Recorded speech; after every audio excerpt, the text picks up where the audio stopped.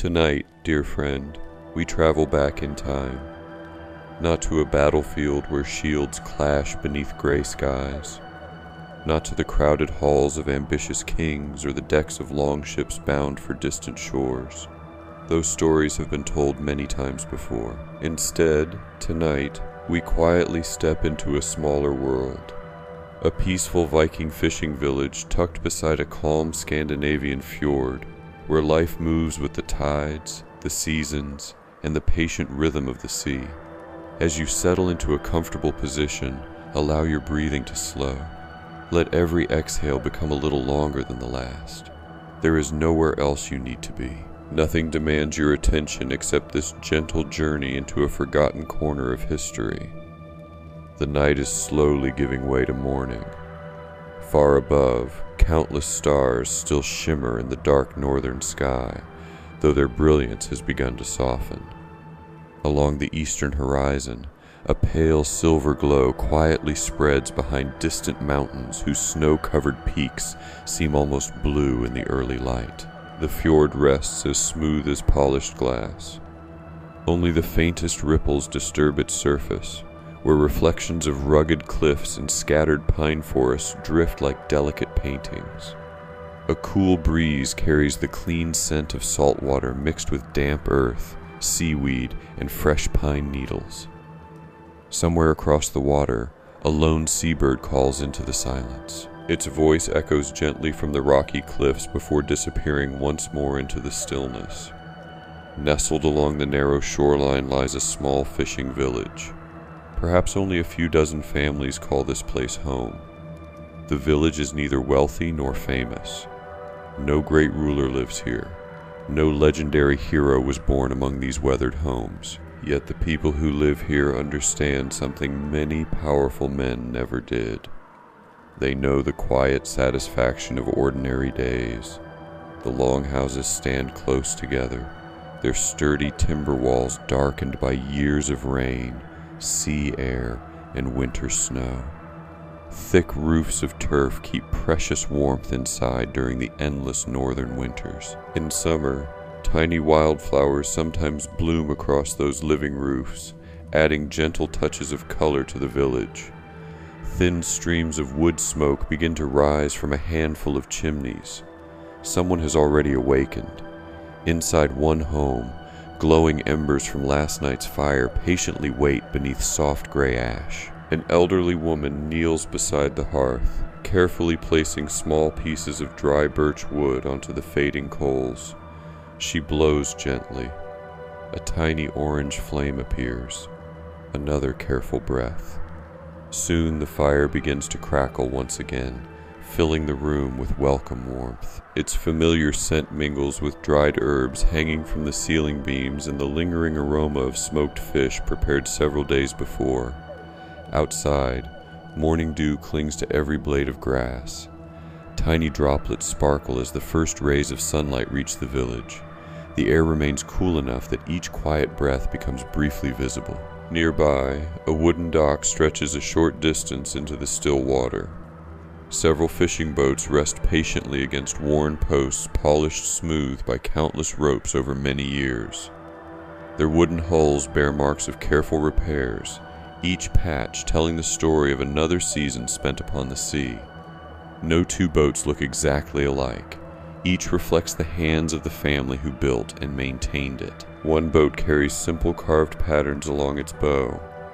Another displays only practical craftsmanship, free from decoration but beautifully balanced. These vessels are not built for conquest.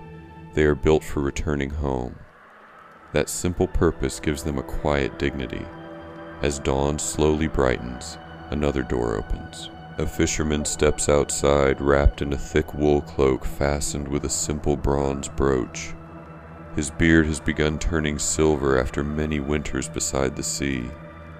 Deep lines around his eyes speak not of hardship alone, but of countless mornings spent watching the changing sky. He pauses without speaking. For a few peaceful moments, he simply looks across the fjord. The water itself often offers the first lesson of the day. Its color, its movement, the direction of the wind. the flight of distant birds. Every small detail quietly hints at what kind of day lies ahead. Generations before him learned to read these signs.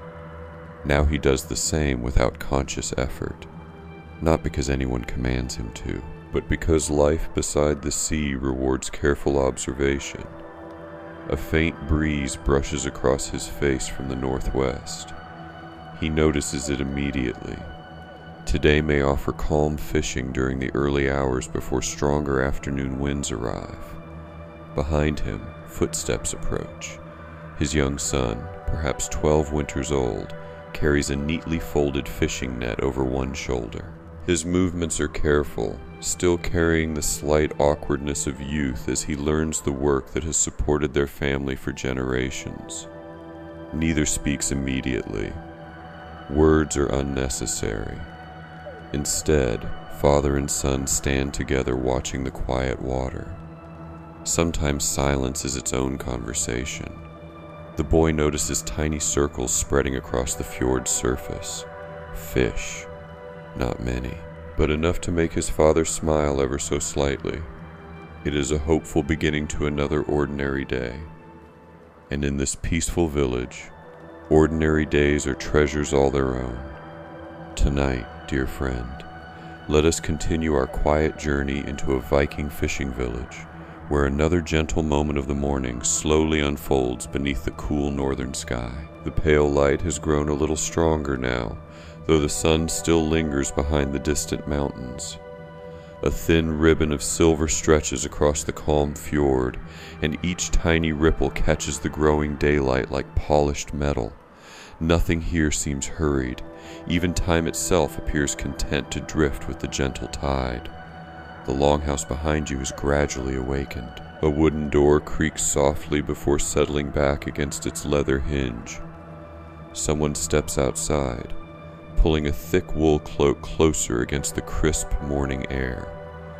Their breath forms a small cloud before disappearing into the quiet breeze that carries the familiar scent of salt water, pine, and damp earth. Nearby, several fishing boats rest where they were pulled ashore the evening before. Their curved wooden hulls, carefully shaped from sturdy oak and pine, bear the marks of many seasons upon the water. Tiny scratches, smooth patches polished by countless hands, and faded traces of tar tell stories of patient work rather than heroic adventure. Every mark belongs to ordinary lives spent beside the sea. A fisherman kneels beside one of the boats without speaking.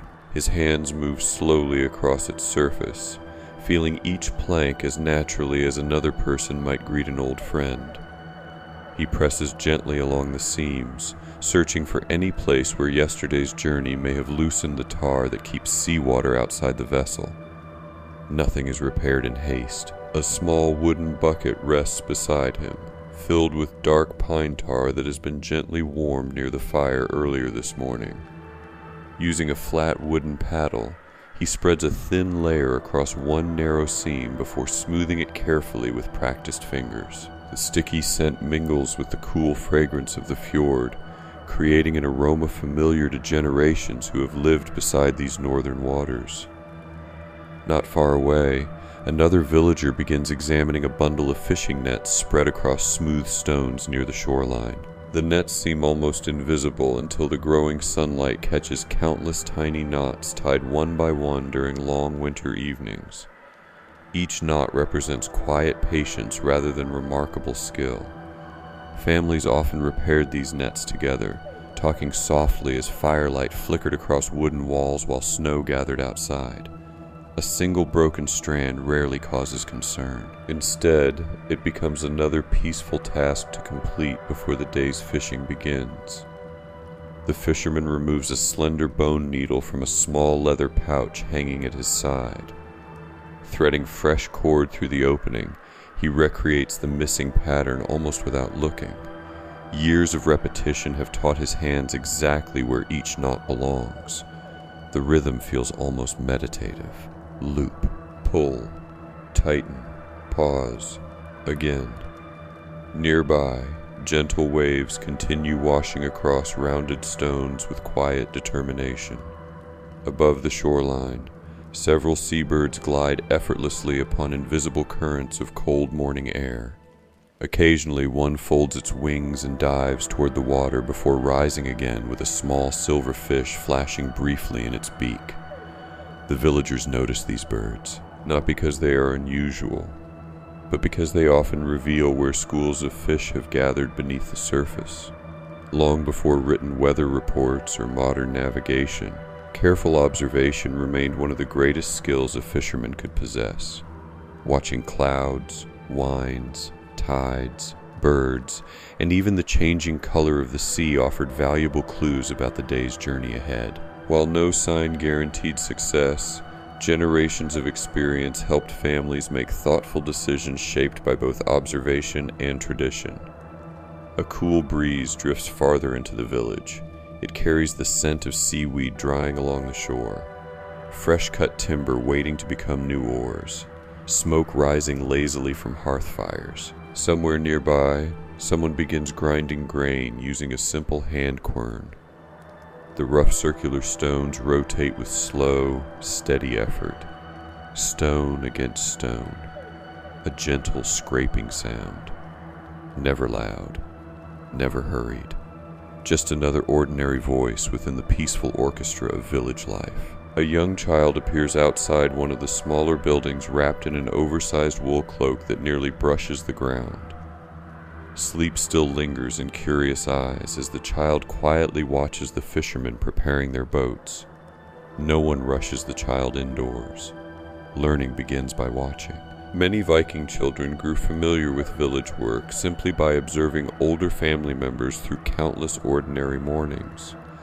Long before they became skilled sailors, fishers, craftspeople, or traders, they first learned patience, responsibility, and cooperation through these quiet daily moments shared across generations. The child bends down and carefully picks up a smooth shell left behind by yesterday's tide. For a few peaceful seconds, that tiny shell becomes the most fascinating object in the entire world. Its pale surface glows softly beneath the growing daylight. Tiny ridges run beneath curious fingertips. Then, smiling quietly, the child places it into a small leather pouch already holding several other treasures collected from the shoreline over many mornings. Simple moments become lasting memories. Farther along the beach, two elderly villagers walk together without speaking very much. Years have slowed their steps, but not their familiarity with this landscape. They pause beside an old wooden post standing near the water's edge. From here, they quietly study the fjord, the wind, the tide, the distant mountains. Nothing appears different today, and perhaps that is exactly what brings comfort. The familiar rhythm of ordinary mornings has always been one of the greatest gifts offered by village life. Soon enough, today's fishing boats will leave the safety of shore. But for now, the village remains suspended between night and day, between dreaming and working, between silence and gentle conversation. The first full morning has almost arrived, and with it comes another peaceful chapter waiting to unfold beside the quiet northern waters. Tonight, dear friend, the first true light of morning has finally settled across the quiet Viking fishing village.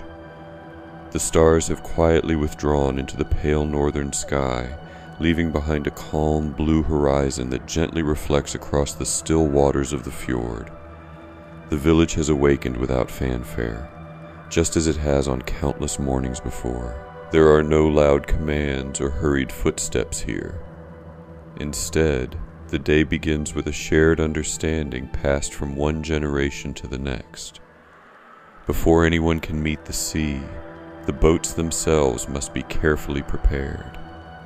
Along the gently sloping shoreline, the wooden boats rest where they spent the night above the reach of the highest tide. Their elegant shapes seem almost alive beneath the soft morning light.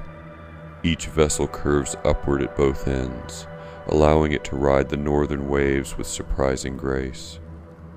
Though these boats are smaller than the famous longships used for distant voyages, they carry equal importance within the village. They are the quiet providers of food, the trusted companions of ordinary families, and perhaps the most valued possessions many fishermen will ever own. A cool breeze drifts across the beach, carrying with it the mingled scents of salt water, pine resin, damp sand, and freshly split timber. Somewhere behind the longhouses, smoke continues to rise from cooking fires, but down here beside the shore, another familiar aroma begins to take its place. Warm pine tar slowly softens inside a small iron pot resting over glowing embers. Its rich, earthy fragrance fills the air, reminding everyone that careful maintenance is as important as skill upon the water. One fisherman removes his heavy wool cloak before kneeling beside his boat.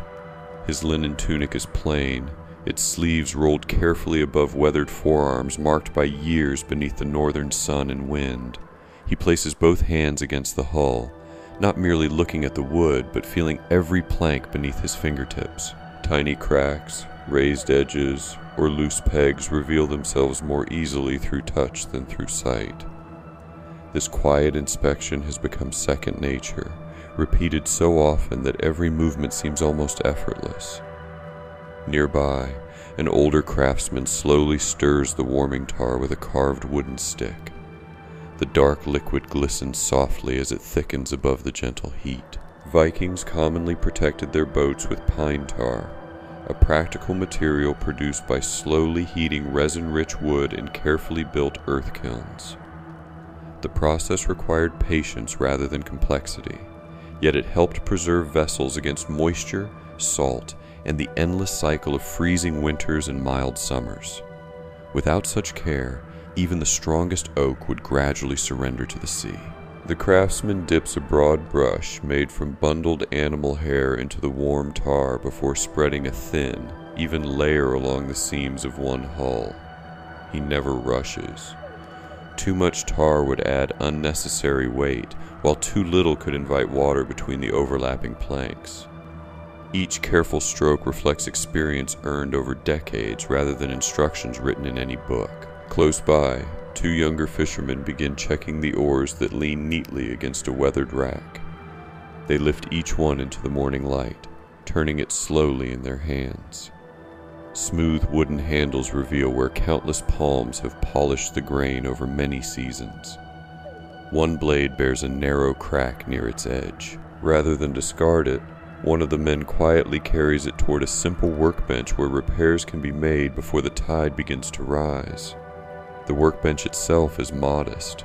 Thick oak legs support a broad plank worn smooth by years of use. Small chisels, wooden mallets, iron knives, pegs, and hand drills lie arranged with surprising order. Nothing appears decorative. Every tool has earned its place through usefulness. Even the smallest wooden wedge may one day prevent a dangerous leak far from shore.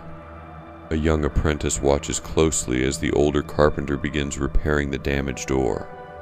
The elder says very little. Instead, his hands provide the lesson. He measures the crack with his thumb, shapes a narrow strip of fresh ash wood, applies warm fish glue, and gently taps the repair into place before binding it tightly with cord. The apprentice studies every movement without interruption. Knowledge in the village often passes quietly from observation long before words become necessary. Not far away, several women carry neatly folded fishing nets toward the beach. Their heavy wool dresses move gently in the morning breeze, while simple linen head coverings protect their hair from the damp sea air. Together they spread the nets across smooth grass where the strengthening sunlight can reveal broken cords hidden within the intricate weave.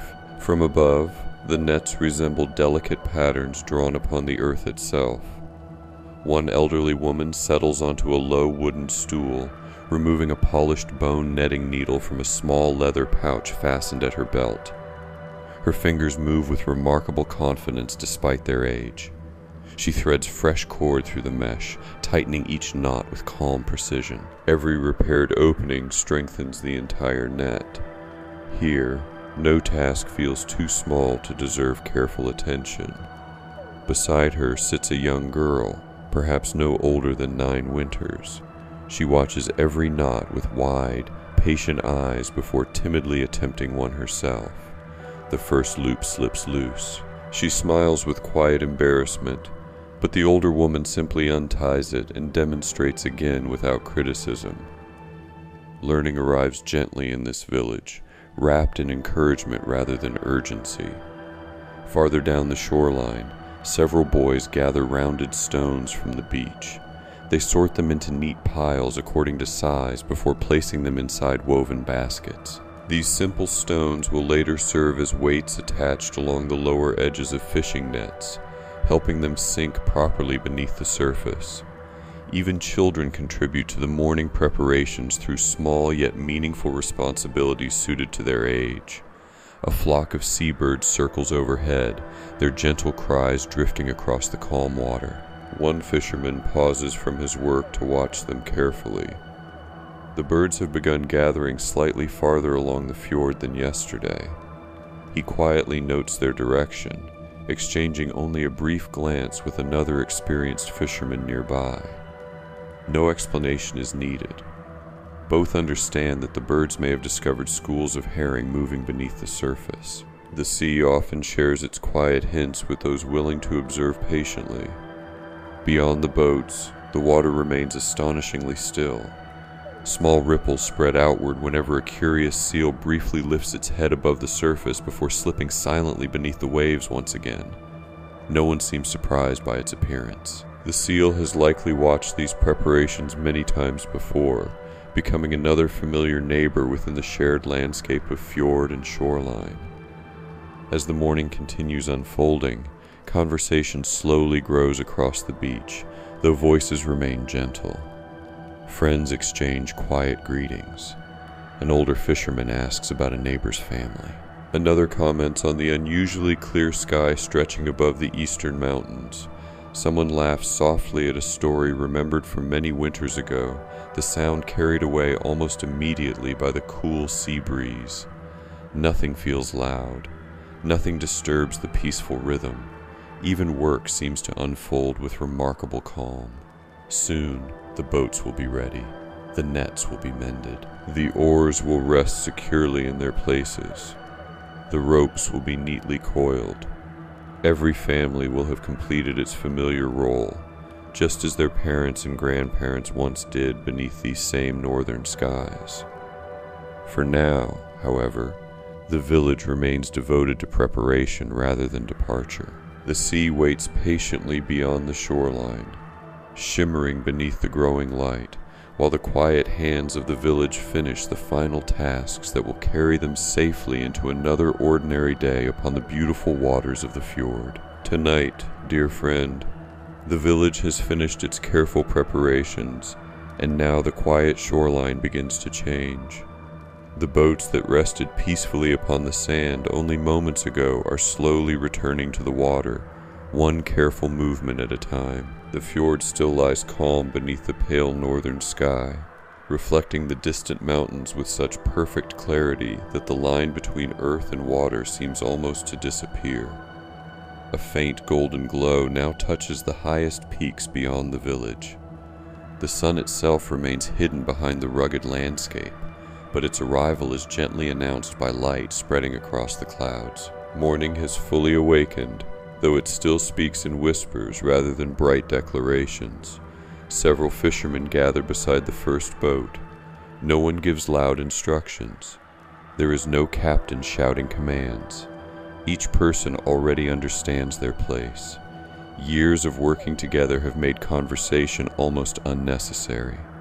One man grips the sturdy bow while another steadies the stern. Two younger fishermen place smooth wooden rollers beneath the hull, allowing the boat to glide gradually toward the waiting water.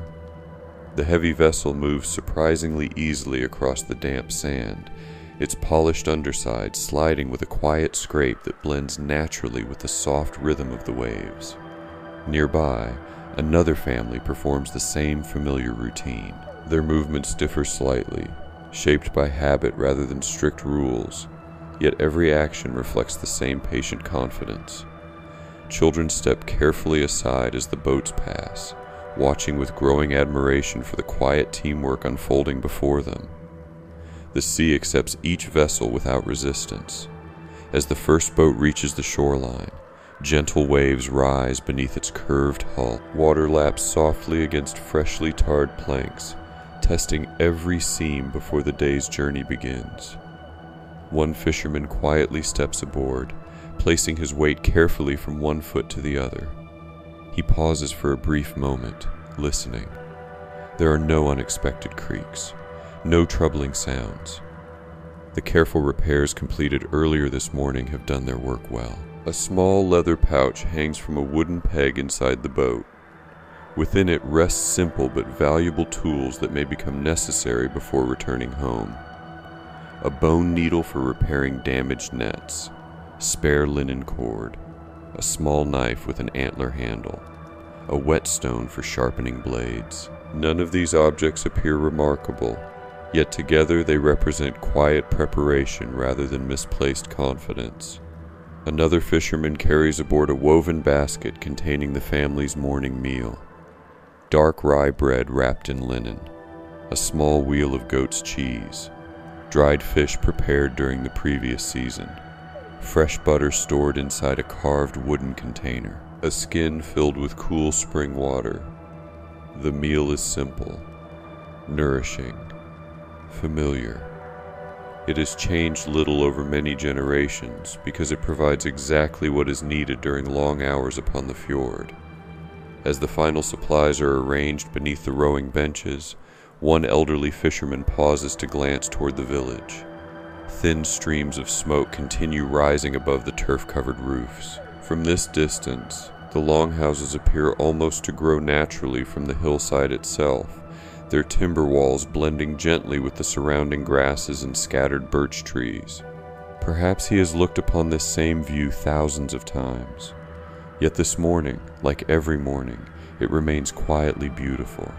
One by one, more boats begin floating freely.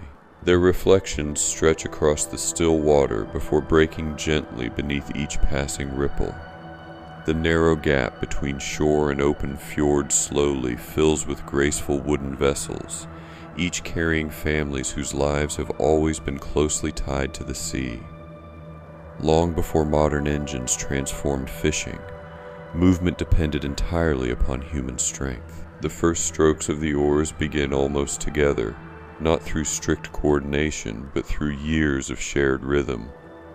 Wooden blades slip beneath the surface with barely a splash before pulling steadily backward. The boats glide forward. The only sounds are the gentle dip of oars, the soft creak of timber, and the distant calls of seabirds circling overhead. The village gradually grows smaller behind them. Its familiar shoreline slowly fades into the peaceful morning mist. Ahead, the wide fjord opens toward deeper water where countless fish move unseen beneath the surface. One young fisherman studies the water carefully. Tiny ripples spread outward in unusual patterns not far ahead. His older companion notices them as well, lifting his eyes toward a flock of diving seabirds gathering nearby. No words are exchanged, only quiet understanding. Nature often reveals its own map to those willing to observe patiently. The boats slow almost together. Oars are lifted carefully into the air. For a few peaceful moments, the entire fjord seems perfectly still. Even the birds appear to wait. One fisherman reaches for the carefully folded net resting beneath the center bench. He lifts it slowly with both hands, ensuring that no knots become tangled before the cast. The repaired sections blend almost invisibly among the older cord, each careful stitch prepared only hours before beside the quiet shoreline. The net feels cool against his fingers. Tiny droplets left by the morning dew sparkle briefly before falling back into the sea. He draws a slow breath, not from nervousness, simply from habit. Then, with one smooth, practiced motion, the circular net rises gracefully into the air. For a brief heartbeat, it seems almost weightless. The rising sunlight catches every woven strand, transforming the simple fishing net into something unexpectedly beautiful. It opens like a wide circle before settling gently upon the calm water. Stone weights stitched carefully along its edges begin pulling it downward beneath the surface, disappearing quietly into the clear northern sea. No excitement follows, no hurried celebration. Fishing has always demanded patience more than speed. The fishermen simply wait. The boat drifts almost silently upon the gentle current. One man watches the floating marker tied to the net. Another studies the birds. A third quietly rests his weathered hands upon the smooth wooden oar across his lap. The cool morning breeze carries the scent of fresh seawater mixed with distant pine forests lining the steep hillsides around the fjord.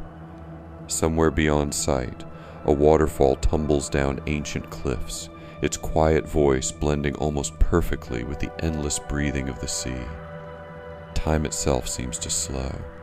No one measures these peaceful minutes. The northern world has never hurried those who earn their living from its waters. Eventually, one fisherman nods almost imperceptibly. It is time.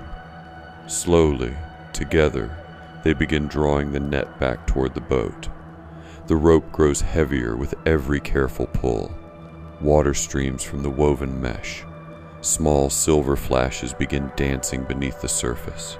The first catch of another ordinary Viking morning is quietly beginning to reveal itself beneath the calm waters of the fjord. Tonight, dear friend, the fishing nets have begun to reveal their quiet reward beneath the calm waters of the fjord.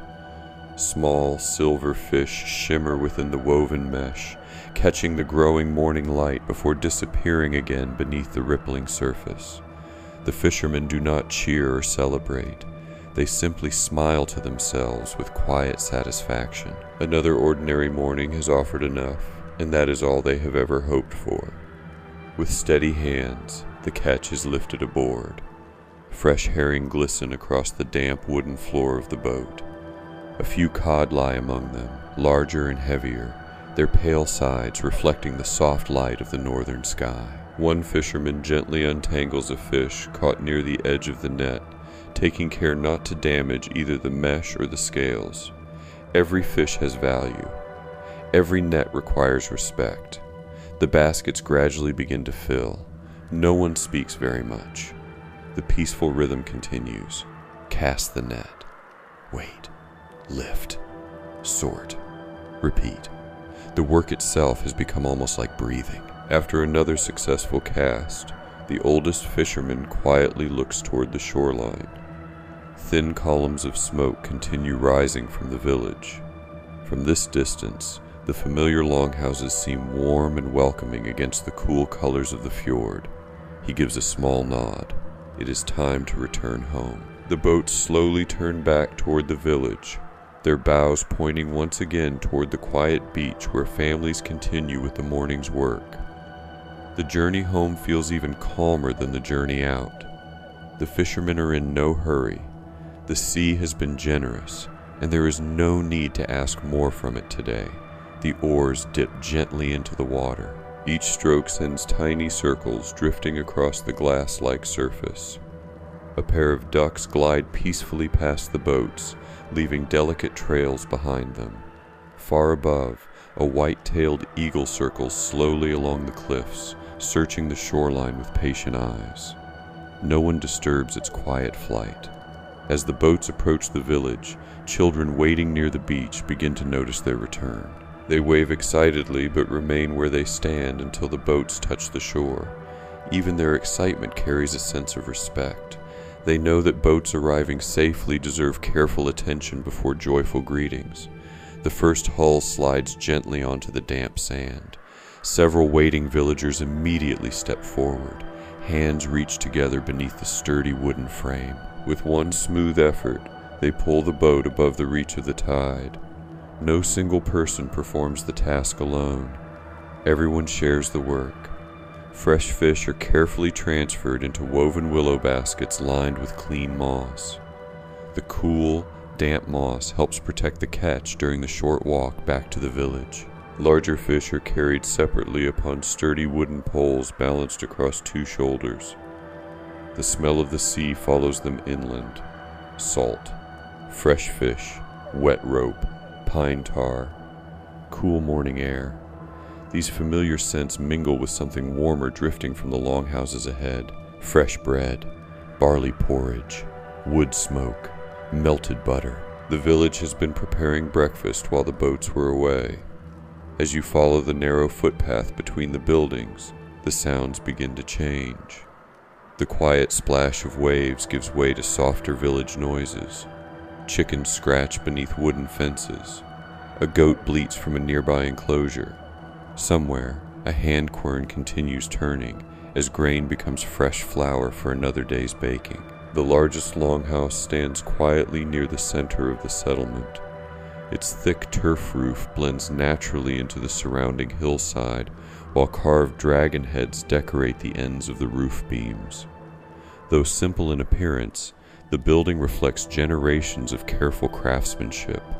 Strong oak posts support the heavy roof, protecting everyone inside from the harsh northern winters. The wide wooden door stands slightly open. Warmth gently spills outside. Stepping through the entrance, your eyes need a quiet moment to adjust. After the bright morning light, the interior feels calm and peaceful. A long hearth stretches through the center of the building, where glowing embers continue warming the room. Thin ribbons of smoke drift upward toward the roof vent before disappearing into the cool air above. Golden firelight dances across timber walls darkened by many years of gentle smoke. Sheepskins cover several wooden benches. Hand-woven wool blankets rest neatly beside them.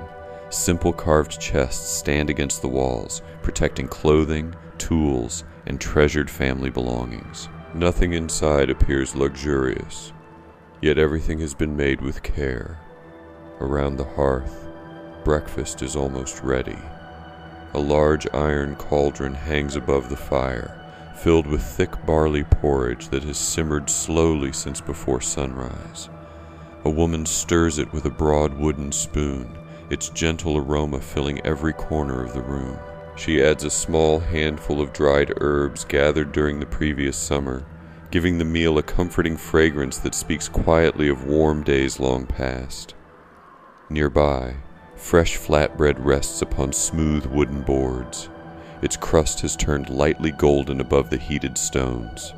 Beside it sits a bowl of creamy butter, churned only yesterday from goat's milk. Small dishes hold soft cheese, dried berries, and a little precious honey carefully saved for special mornings.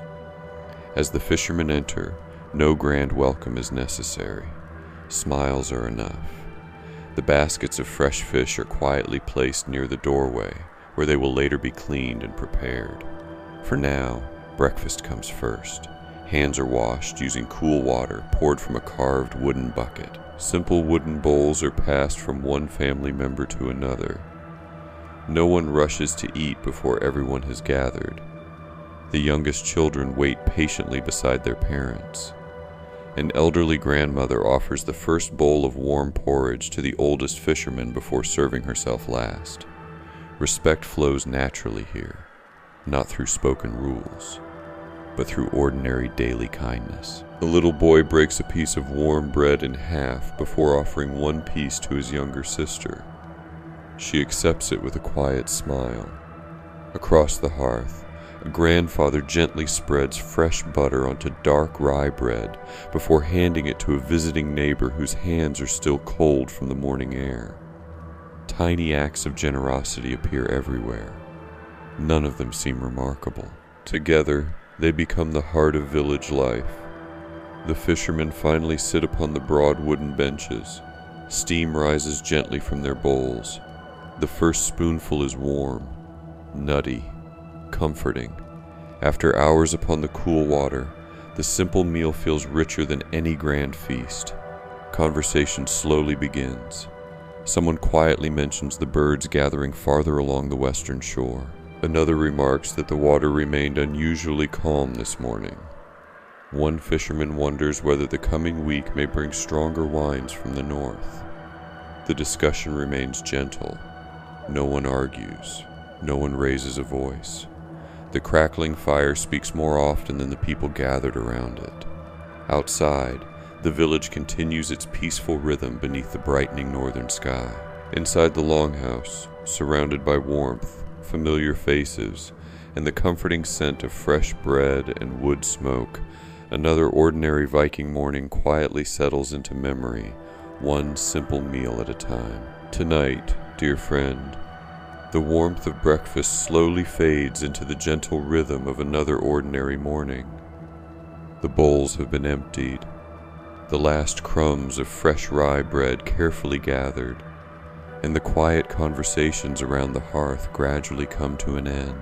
Outside, sunlight now reaches deeper into the valley, touching the grassy roofs of the longhouses and casting long golden reflections across the peaceful fjord.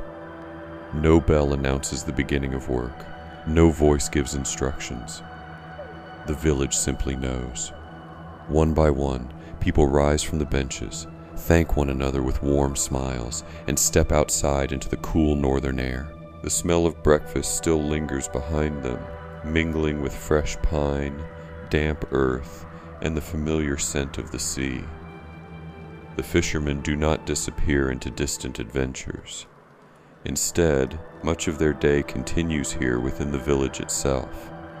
Fishing provides food, but caring for the tools that make fishing possible is equally important. Every quiet hour spent repairing a net or shaping a plank may save countless hours upon the water in the weeks ahead. Near the shoreline, the repaired boats rest safely above the tide. Their hulls glisten softly where fresh pine tar was carefully brushed along the seams earlier that morning. Sunlight gently warms the dark coating, releasing its rich resin scent into the air. A middle-aged fisherman kneels beside his boat once again. He removes a small wooden scraper from his belt and slowly cleans away dried patches of seaweed clinging beneath the hull. Tiny shells, bits of river grass, and smooth pebbles gathered during previous journeys are carefully brushed away. Nothing is left unattended. Every small detail matters. Nearby, another villager sits beneath the shade of a broad birch tree with several coils of rope spread neatly around him. The ropes are made from twisted plant fibers and animal hair, carefully braided together to withstand constant use upon the sea. He slowly uncoils each length across the grass. Running the rope through both hands, he searches patiently for worn sections hidden among the tightly woven strands.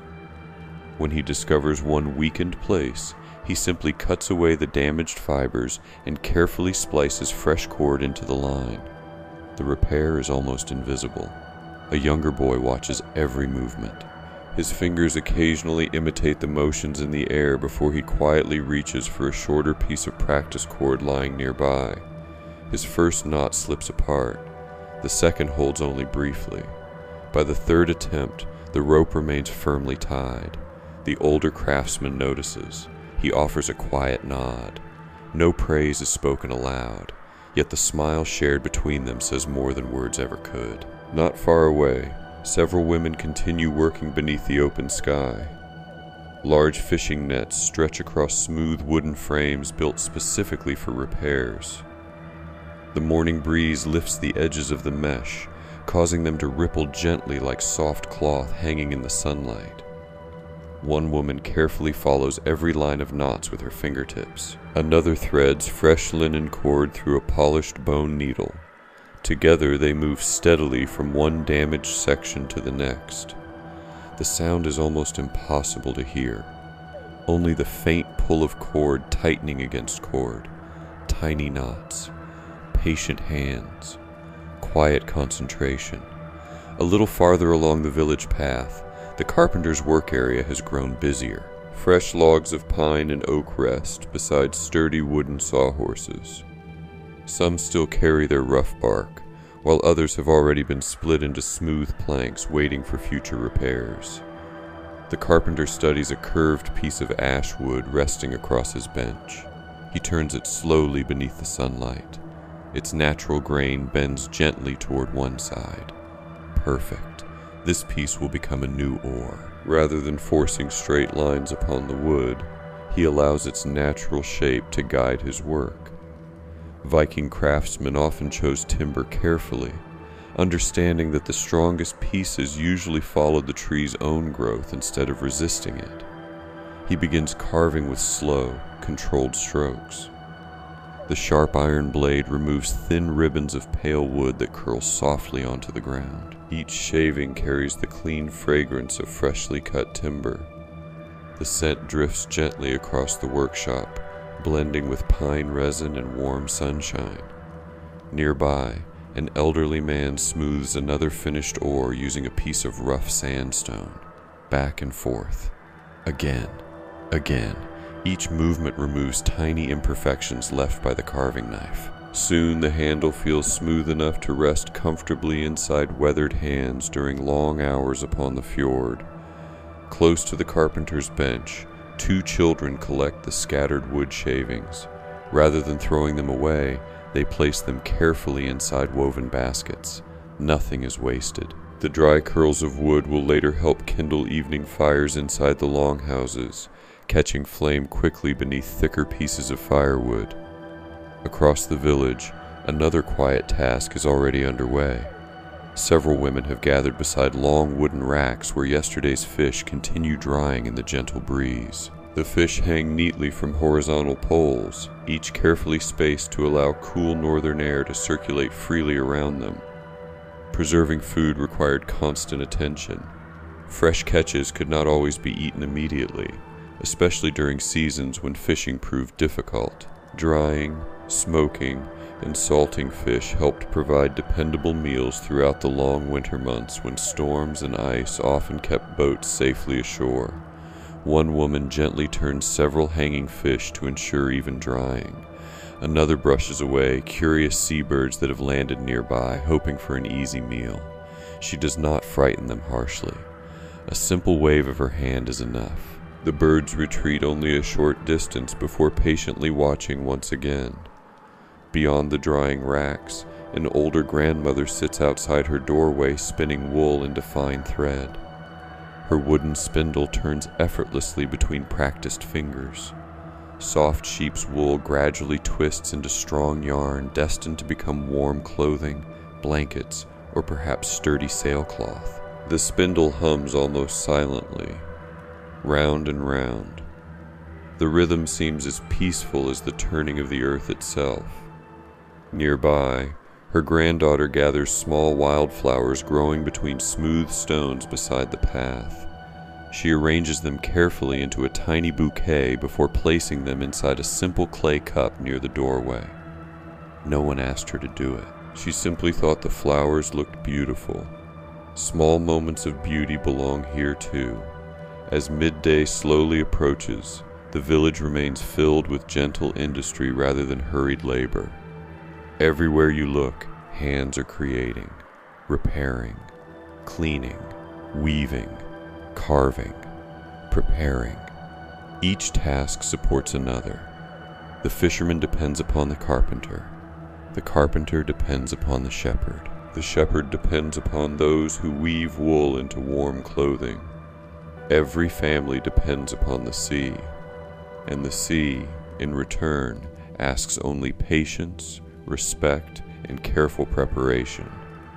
The sun now climbs a little higher above the surrounding mountains, bathing the quiet village in soft golden light. The fjord sparkles peacefully beyond the shoreline, while the sounds of careful work continue rising into the clear northern sky.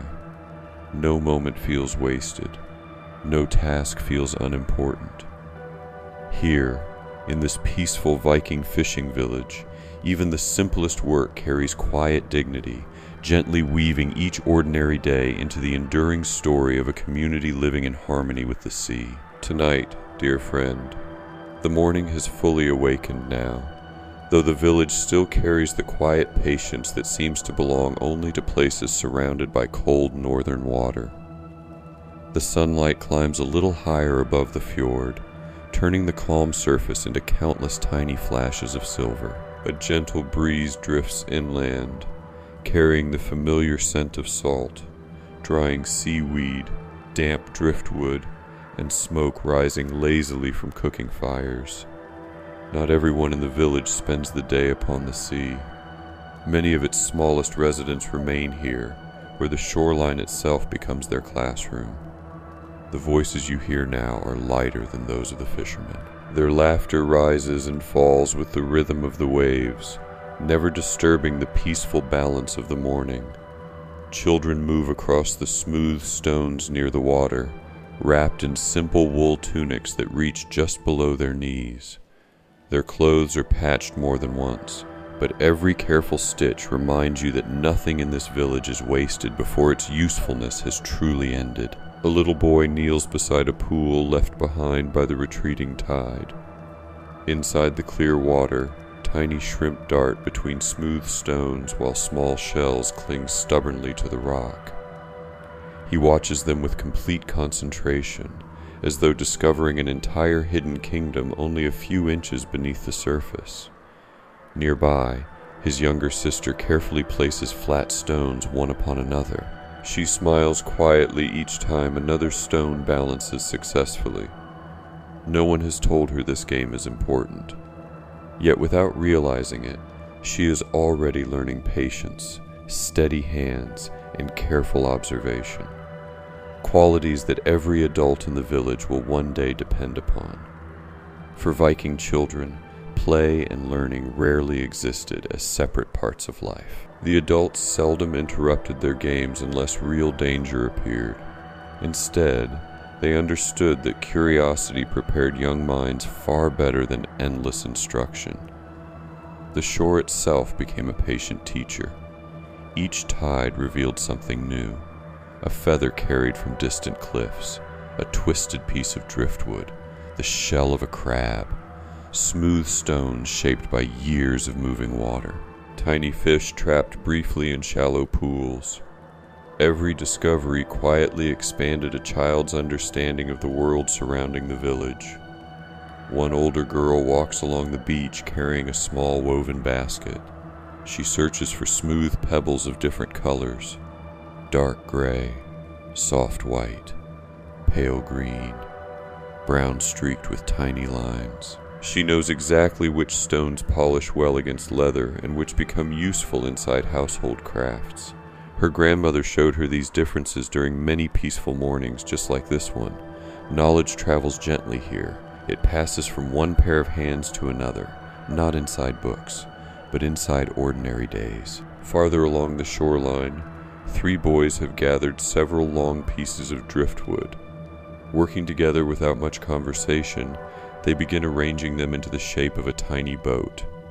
One branch becomes the keel, another serves as the mast.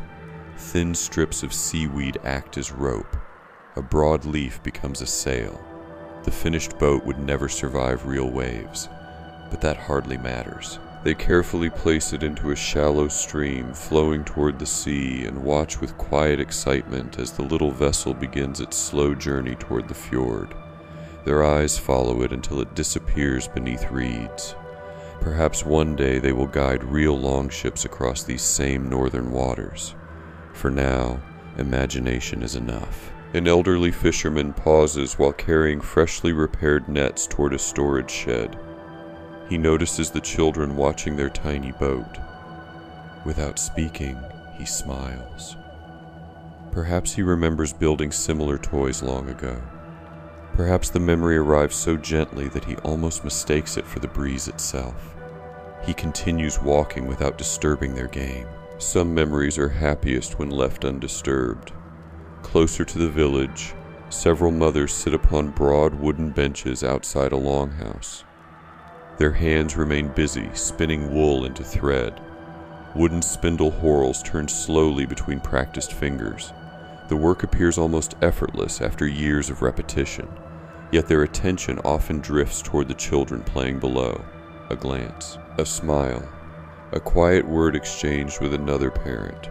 Safety comes not through constant commands, but through many caring eyes spread across the village. Children rarely wander completely alone. Someone always notices. Someone always watches.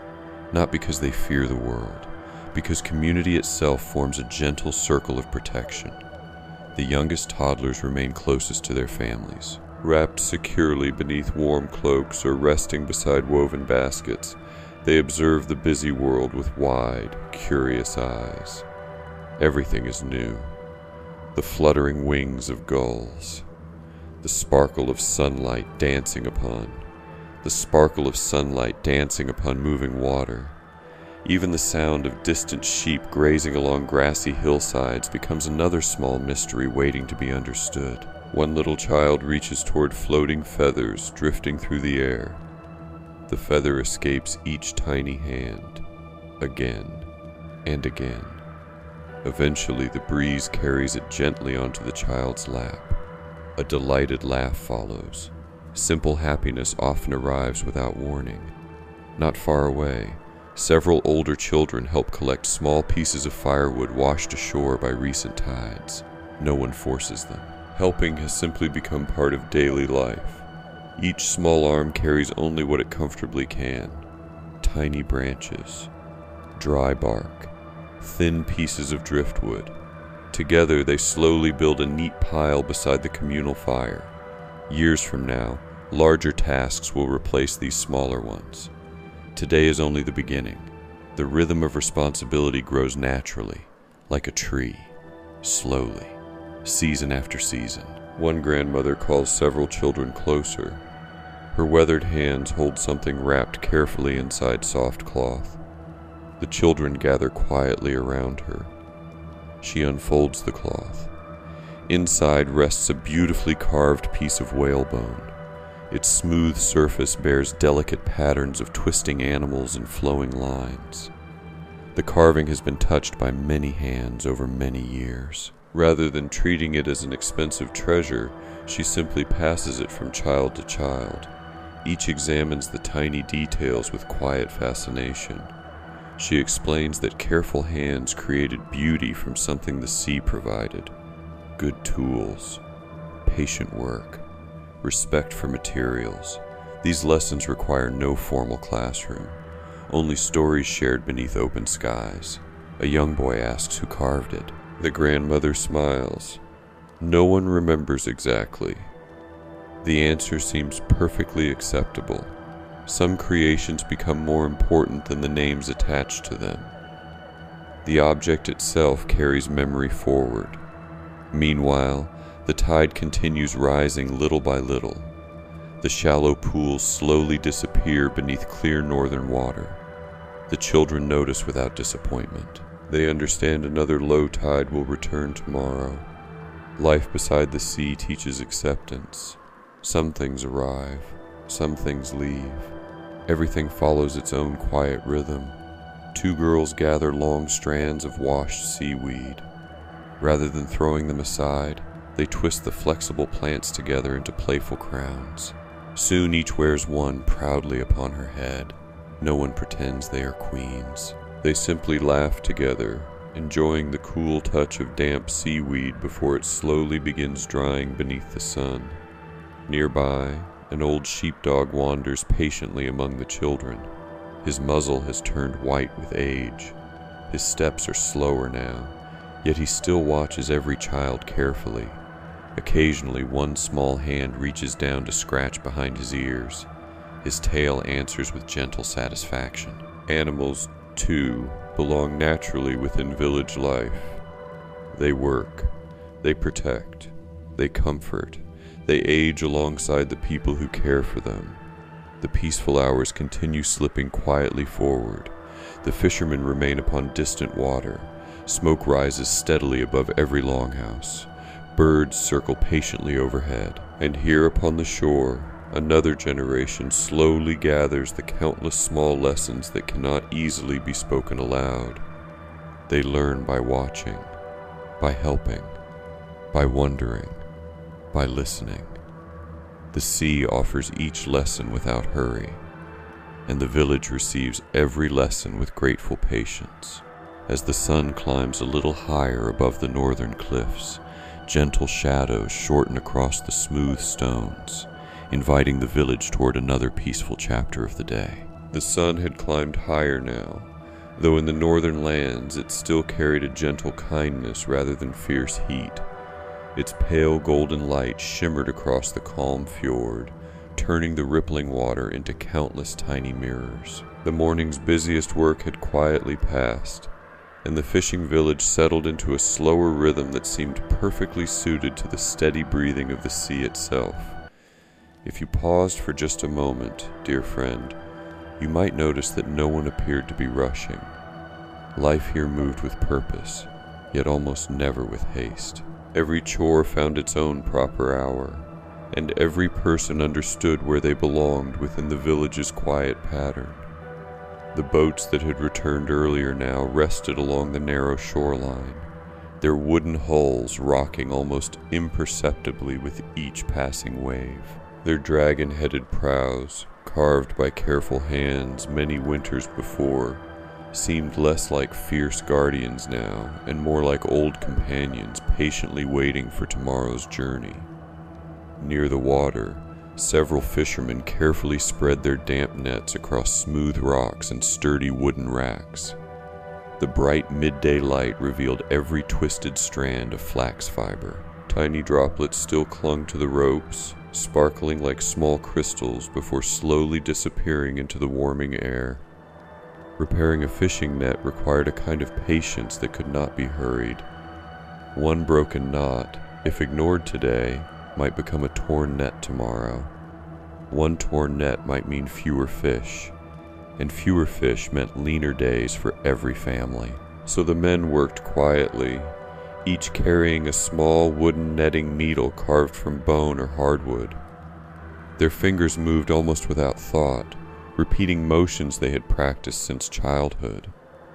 Loop after loop appeared with remarkable precision until damaged sections vanished into perfect rows once more.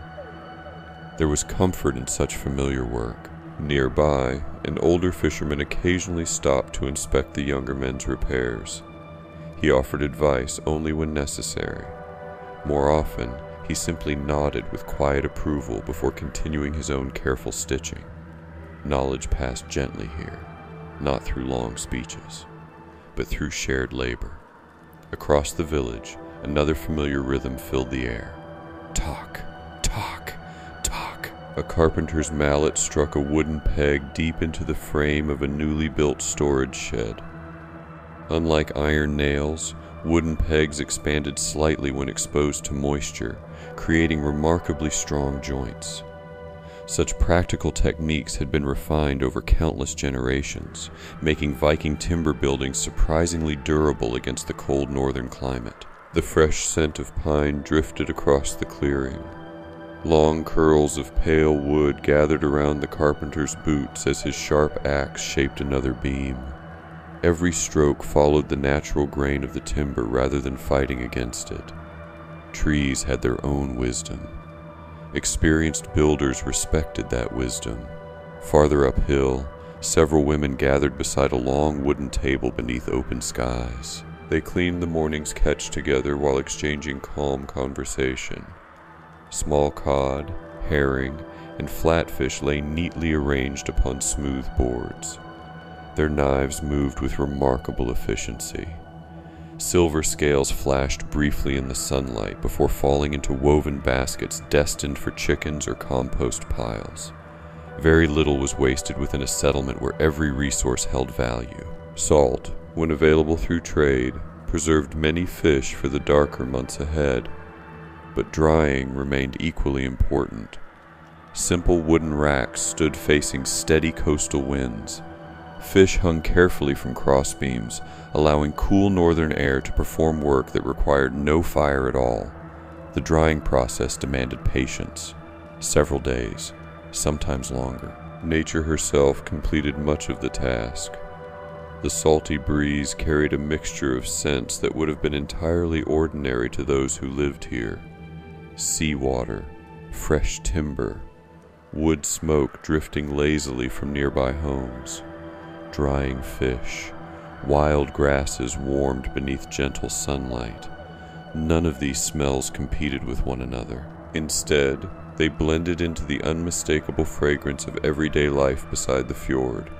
Children continued finding endless adventures where adults noticed only ordinary surroundings. Two brothers carefully floated tiny carved wooden boats through a narrow stream that emptied into the fjord. Each little vessel had been fashioned from scraps left behind by their father during winter evenings. The boats leaned gently with the flowing current. Sometimes they became caught against smooth stones. Tiny hands reached carefully into the cool water before setting them free once again. Their quiet laughter rose only briefly before disappearing beneath the steady whisper of moving water. Not far away, a young girl sat cross-legged upon a sun-warmed rock with her grandmother. Between them rested a shallow basket filled with sheep's wool. The older woman slowly demonstrated how loose fibers could be gently drawn and twisted into strong thread using a simple wooden drop spindle. Its small weighted disc spun gracefully beneath practiced fingers, round and round, again and again. The girl watched carefully. Her own first attempts produced uneven strands that occasionally broke apart. She frowned only for a moment. Her grandmother smiled. Without speaking, she simply began another demonstration. Lessons often required no words at all. Patience was easier to imitate than to explain. The gentle spinning continued. Eventually, the girl's thread grew stronger. Not perfect, but stronger than before. That small improvement brought quiet satisfaction to them both. Beyond the houses, sheep wandered peacefully across grassy slopes overlooking the water. Their thick wool rippled softly whenever cool breezes drifted inland. Several lambs rested in patches of wildflowers while keeping close to their mothers.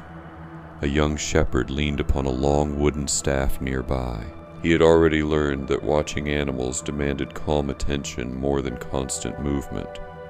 The flock rarely wandered far when they felt safe, so he watched, listened, waited.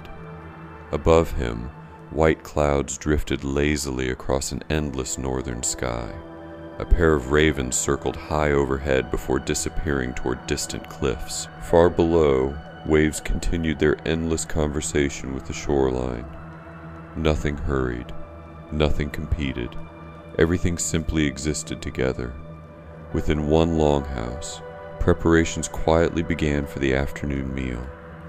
Earlier, bread baked upon flat stones now cooled upon wooden shelves. A large clay pot simmered gently over glowing embers rather than roaring flames. Inside, barley, onions, herbs, and freshly caught fish slowly combined into a nourishing stew whose rich aroma gradually filled the room. Cooking remained wonderfully uncomplicated. Time accomplished much of the work. The fire asked only for occasional attention. A woman lifted the heavy lid briefly. Steam escaped into the dim interior, carrying comforting scents of herbs and sea. She stirred slowly using a carved wooden spoon before replacing the cover. There was no need to hurry. The meal would be ready exactly when it wished. Outside, an elderly man quietly repaired a simple leather shoe beneath the shade of the house wall. His eyesight had weakened with age. His hands had not. Bone awl, waxed thread, steady pull, another careful stitch. The familiar rhythm continued. Every repaired boot meant another season of usefulness. Replacing possessions entirely was rarely the first choice. Repairing them showed both wisdom and respect for the labor already invested. Even small objects carried stories. The afternoon breeze strengthened slightly, carrying gentle ripples farther across the fjord. Several seabirds glided effortlessly above the water without flapping their wings. Their graceful circles suggested schools of fish still swimming beneath the surface. Some fishermen noticed. They smiled quietly. Tomorrow's work was already offering its first small clues. No one rushed to launch another boat today. Tomorrow would arrive soon enough. For now, the village rested comfortably within the peaceful middle hours of daylight. The morning's efforts had provided food. The afternoon offered maintenance, teaching, conversation, and simple satisfaction. Nothing extraordinary had happened. Yet perhaps that was precisely the beauty of this quiet place. Ordinary days, repeated across countless seasons, slowly built the lives remembered by history. As the warm sunlight continued drifting across rooftops of turf and timber, soft shadows gradually lengthened toward the eastern side of the village. The day had begun its gentle journey toward evening, carrying with it the promise of familiar meals, quiet storytelling, and another peaceful sunset beside the endless northern sea. The afternoon sun had begun its slow descent, softening the colors of the village without taking away the warmth that lingered upon the weathered timber roofs. Gentle shadows stretched across the shoreline, while the fjord reflected a sky painted in pale blue and silver. The busiest hours of labor had quietly passed, leaving space for another important rhythm of Viking life to unfold. Not every journey across the water was made in search of fish. Some carried something equally valuable: friendship, exchange, trust. Near one of the larger landing places, several villagers prepared a broad wooden trading boat for a short voyage farther along the fjord. Unlike the sleek fishing vessels that slipped quickly across the water before dawn, this craft rested deeper in the water, built to carry goods rather than nets. Its oak planks overlapped one another with remarkable precision, each fastened by sturdy iron rivets that had weathered many seasons of salt spray and cold winds. A square wool sail remained tightly furled around the mast, for the afternoon breeze was gentle enough that the crew expected to row much of the journey. Before anyone stepped aboard, every bundle was carefully inspected. Nothing had been packed carelessly. Several woven baskets held dried cod prepared during previous weeks. Another contained smoked herring wrapped inside clean linen cloth. Small barrels filled with preserved fish rested securely near the center of the vessel, their lids fastened with flexible willow bindings. Nearby stood sacks of barley harvested the previous autumn, along with tightly rolled bundles of soft sheep's wool waiting to become valuable trade goods. One man carefully lifted several polished antlers gathered from red deer during the winter months. These would later be carved into combs, needles, knife handles, and decorative pieces by skilled craftsmen in neighboring settlements. Even objects gathered quietly from the forest found purpose here. Nothing useful remained forgotten for long. A young woman approached carrying several finely woven lengths of homespun cloth. Their natural shades of gray and cream reflected the colors of the sheep from which the wool had come. The cloth felt surprisingly soft despite the sturdy fibers, the result of countless patient hours spent spinning, weaving, washing, and finishing every thread by hand. She folded each piece carefully before placing them inside a wooden chest lined with clean animal skins. Moisture was always the enemy. Dry goods remained valuable goods. An older merchant, whose beard had already turned mostly silver, quietly checked each item against memories rather than written lists. Most Viking villagers did not rely upon written records for everyday trade. Instead, experience, reputation, and careful observation guided nearly every exchange. He knew exactly how many bundles had been loaded. He remembered which family had provided each item. His memory had become as dependable as any ledger. Children watched with quiet fascination from nearby rocks. Trading always brought a sense of gentle mystery. Where would these goods travel? Who would receive them? What stories might return alongside the boat? One curious boy pointed toward a beautifully carved chest secured beneath a leather cover. His grandfather noticed. With a small smile, the older man lifted the corner of the cover just enough for the child to glimpse several tiny amber beads glowing softly within the shadows.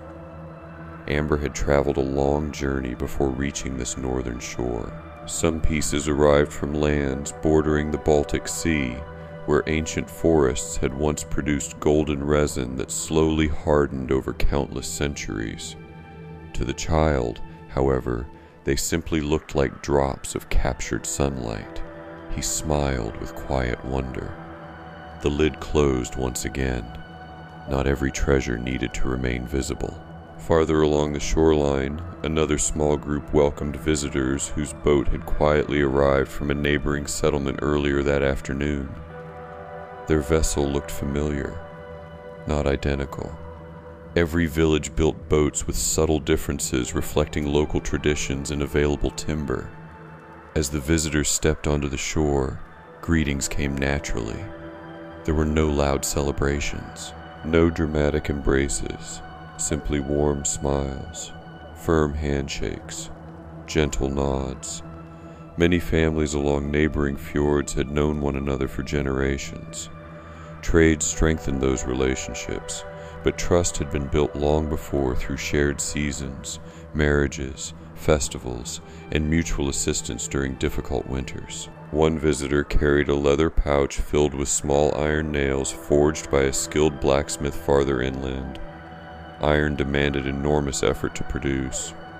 Charcoal had to be burned, ore collected, bloom refined. Every finished nail represented hours of invisible labor. Their value extended far beyond their modest size. Nearby, another trader carefully unwrapped several small pieces of blue glass. Their rich color caught the afternoon sunlight beautifully.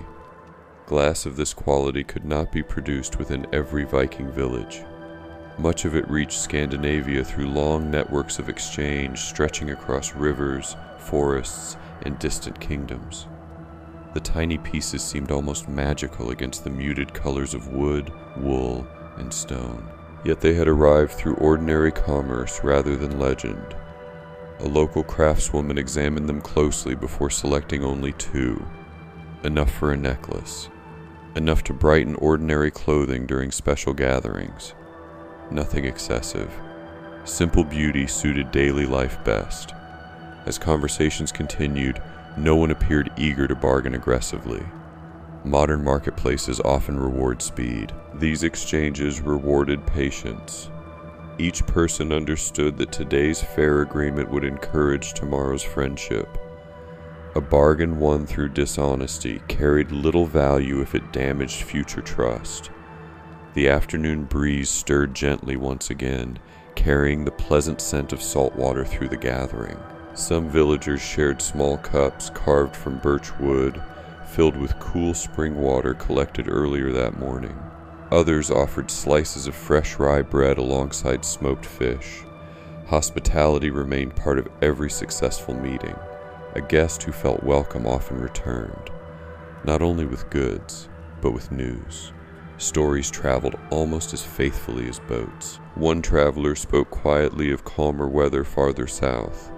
Another mentioned unusually large schools of herring appearing near distant islands. Someone else described a newly repaired bridge across a river that many merchants regularly crossed. Such information spread naturally through relaxed conversation. Knowledge itself became another valuable form of exchange. A young girl listened carefully while pretending to gather seashells nearby.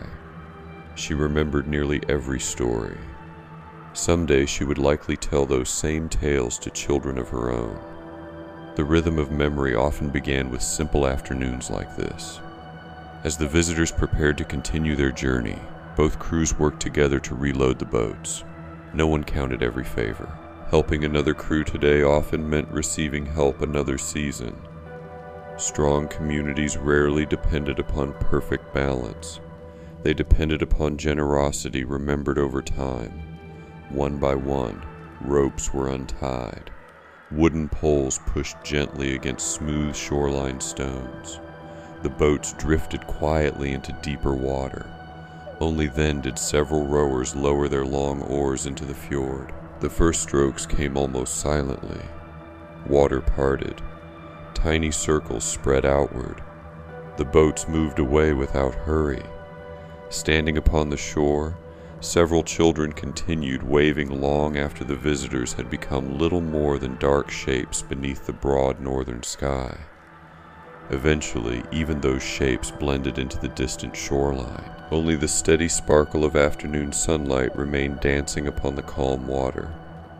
The village grew peaceful once more. Trade had ended for another day. Yet its quiet influence would remain long after the boats disappeared. The exchanged goods would feed families, repair homes, create clothing, and strengthen friendships that reached far beyond a single stretch of coastline. As the sun drifted lower toward the western horizon, warm amber light settled across the village roofs once again. Fishing nets swayed gently upon their drying racks. Smoke curled lazily upward from returning hearth fires. Somewhere nearby, a bell tied around the neck of a grazing sheep gave one soft, familiar chime. The afternoon was slowly giving way to evening. Soon, the long northern twilight would begin its peaceful arrival, wrapping the little fishing village in quieter colors and gentler sounds beneath the endless Scandinavian sky.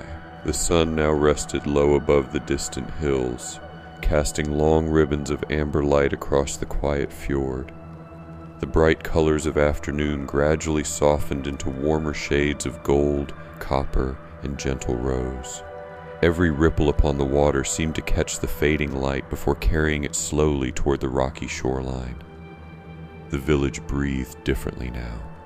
The busiest work had ended. No one hurried.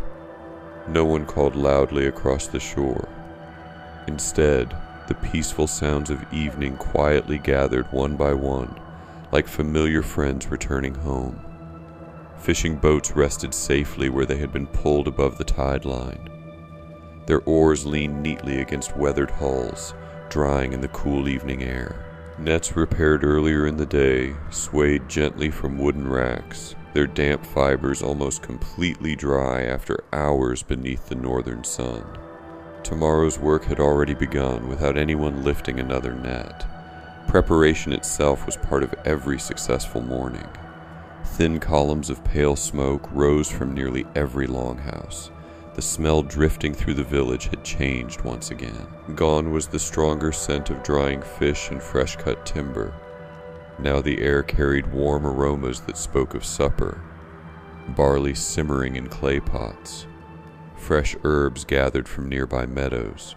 Roasted onions slowly softening above glowing coals. Fish gently cooking beside carefully tended fires. A hint of wild garlic. The comforting fragrance of dark rye bread warming near the hearth. Each home prepared its evening meal with ingredients shaped by both the season and the sea. Inside one longhouse, the fire burned steadily at the center of the room. Its dancing light painted soft golden patterns across sturdy wooden walls darkened by years of gentle smoke. Thick roof beams disappeared into quiet shadows overhead, while tiny threads of smoke escaped slowly through the opening above the hearth. The room felt warmer now, not only because of the fire, but because everyone had returned home. The fisherman who had left before dawn now sat beside his family, quietly removing his heavy leather boots near the doorway. His shoulders still carried the pleasant tiredness earned through honest labor upon the water. His young son watched carefully. Someday those same boots might become his own. Nearby, his wife lifted the heavy clay pot from its iron hook above the fire. Steam curled upward in slow white ribbons. Inside, the fish stew had thickened beautifully throughout the afternoon. Chunks of freshly caught cod rested among tender barley, onions, and root vegetables, all gently flavored with herbs that had grown during the brief northern summer. She filled each wooden bowl carefully. No serving appeared larger than another. Meals quietly reminded everyone that the village depended upon sharing more than abundance. Fresh bread accompanied the stew. Earlier that morning, the dough had rested patiently beneath linen cloth before baking upon heated stones. Now the loaves had cooled enough for slicing. The crisp crust gave way to a soft, hearty center whose earthy aroma blended perfectly with the rich scent of the stew. A small bowl of fresh butter sat nearby. Beside it rested soft white cheese made only a few days earlier from goat's milk. Simple food. Wholesome food. Food prepared with patience. Before anyone began eating, the family paused for a brief moment of quiet gratitude. There were no grand ceremonies, only bowed heads, soft voices, a thankful acknowledgement that another day had provided enough fish, enough bread, enough warmth, enough peace. Wooden spoons gently touched the sides of the bowls. No one rushed through the meal.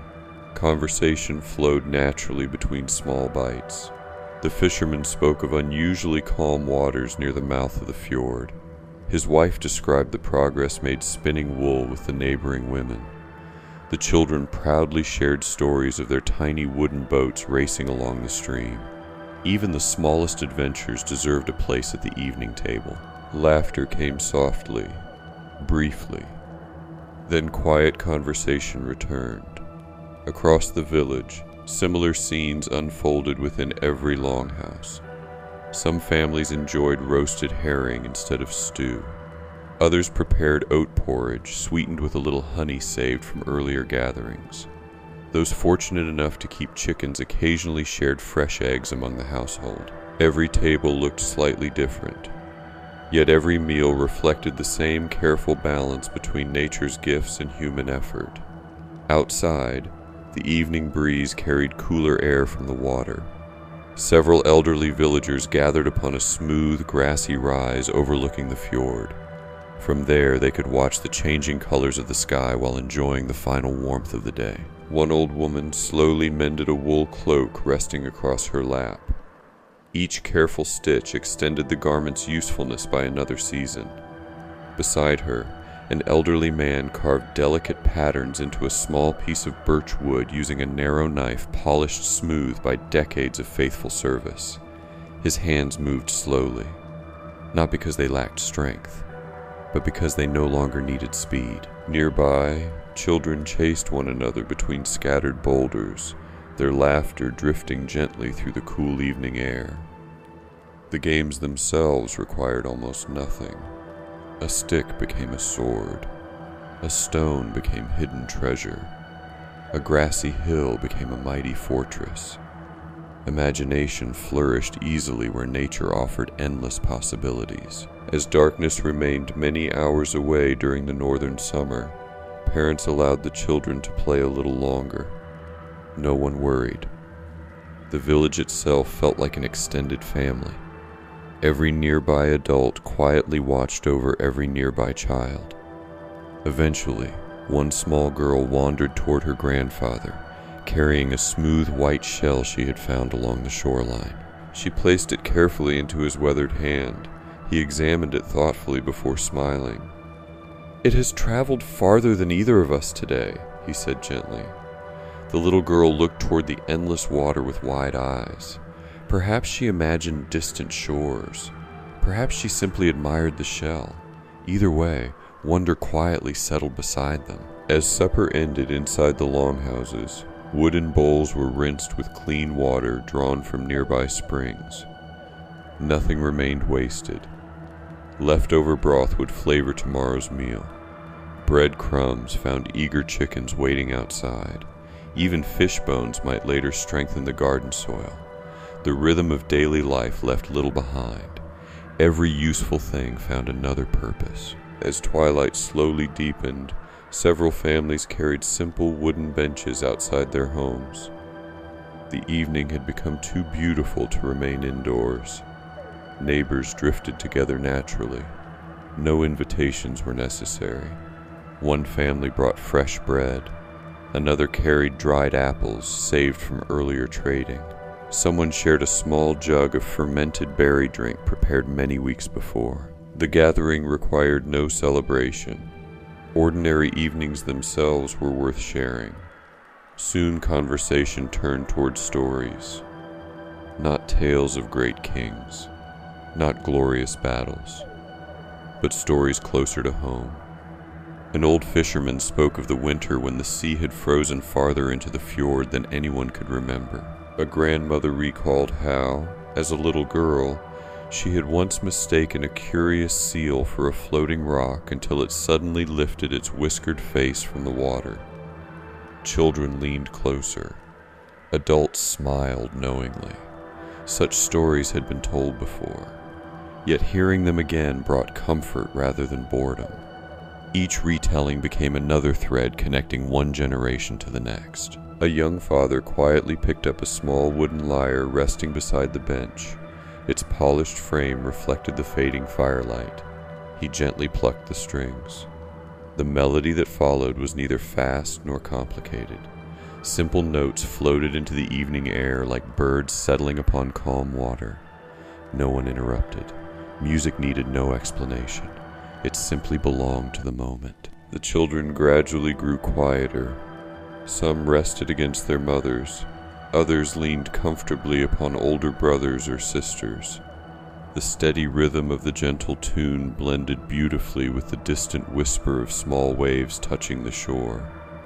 Above the western hills, the sun finally slipped from view.